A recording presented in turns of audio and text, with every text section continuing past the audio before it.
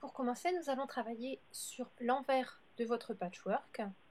Donc vous prenez une bande, vous mettez l'endroit de cette bande sur l'envers de votre patchwork, vous commencez bien au bord et vous allez piquer à 7 mm du bord. Je n'utilise pas d'épingles. En fait, je garde les épingles pour quand on doit assembler des tissus fins avec des tissus épais ou des courbes. Mais quand on assemble des droites comme ça avec des tissus qui sont faciles à travailler, je trouve que c'est un bon entraînement de ne pas utiliser d'épingles. Piquez donc régulièrement tout au long du premier côté.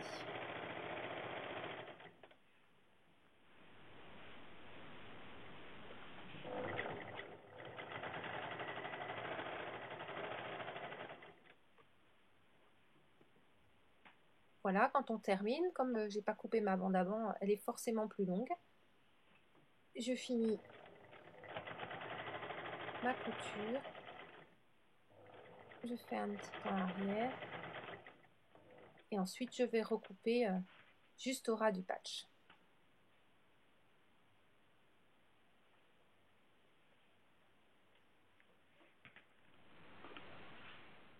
Voilà donc la bande que nous venons de coudre sur l'envers. Et là, maintenant, on va travailler sur l'endroit. Et on va rabattre la bande en faisant un rentré. Et on la positionne de manière à recouvrir d'à peu près 2 mm la couture qu'on vient de faire sur l'envers. Alors, je n'utilise toujours pas d'épingles, c'est un bon exercice. Et si on met des épingles, souvent, le risque, c'est qu'à l'endroit de l'épingle, le biais, enfin le droit fil qu'on pose va être un petit peu tiré. Et du coup, on va avoir une bosse. Donc, c'est assez facile de le faire au fur et à mesure, en prenant bien comme repère la couture qu'on vient de faire et en la recouvrant sur à peu près 2 mm. Vous piquez donc là au bord, hein, ce qu'on appelle une couture nervure, donc à peu près à 1 mm du bord de la pliure de la bande.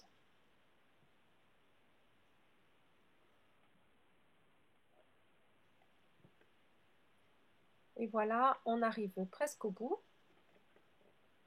Donc on termine le bord à vif.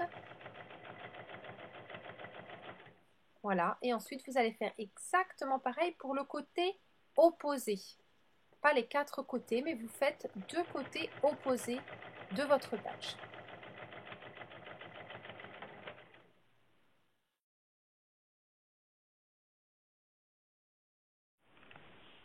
Donc maintenant, nous allons travailler sur un des 2 côtés qui ne sont pas encore bordés. On travaille sur l'envers comme toujours. Vous prenez de la bande que vous mettez l'endroit de la bande sur l'envers du tissu. Et là, au lieu de mettre juste au bord, vous allez replier à peu près 1 cm de la bande sur l'endroit du patch. Là, vous pouvez épingler si vous voulez. Donc j'ai 1 cm qui sont retournés. Et là, exactement comme tout à l'heure, vous allez piquer la bande tout le long du côté à 7 mm.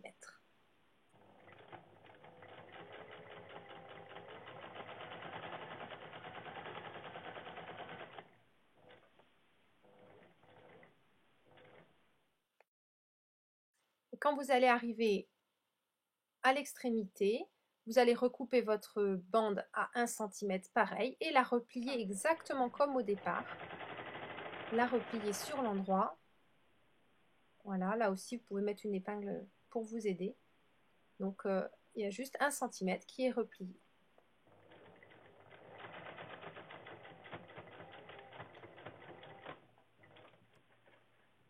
Donc une fois qu'on a fini, pour dégarnir un petit peu, éviter qu'il y ait trop d'épaisseur, dans le coin, on va recouper, alors non pas la bande qu'on vient de rajouter, hein, mais on va couper la partie avec le molleton. On va la couper en biais, on va enlever à peu près 5 mm à l'extrémité et mourir sur 1 ou 2 cm. Voilà, je remets ma bande, et je vais retourner ma bande. Et là, eh bien, je fais exactement comme j'ai fait tout à l'heure, sauf qu'au lieu d'être à bord vif, eh bien, j'ai mon petit retour qui permet de bien fermer mon angle. Toujours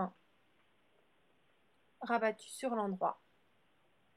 Voilà, vous pouvez épingler comme si vous voulez. Et maintenant, exactement comme tout à l'heure, vous allez piquer votre bande rabattue. Elle va donc recouvrir la couture d'origine sur à peu près 2 mm et vous allez faire une surpiqûre nervure à 1 mm de la pliure.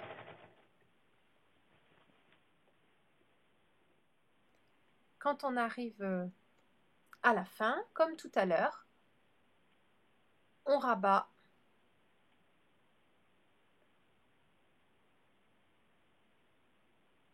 notre bande et le pli qu'on a fait tout à l'heure en la piquant sur l'envers va permettre que l'angle soit bien fini. Voilà, alors il y a un petit peu d'épaisseur, donc ça peut être un peu délicat. Vous pouvez épingler et vous piquer jusqu'au bord.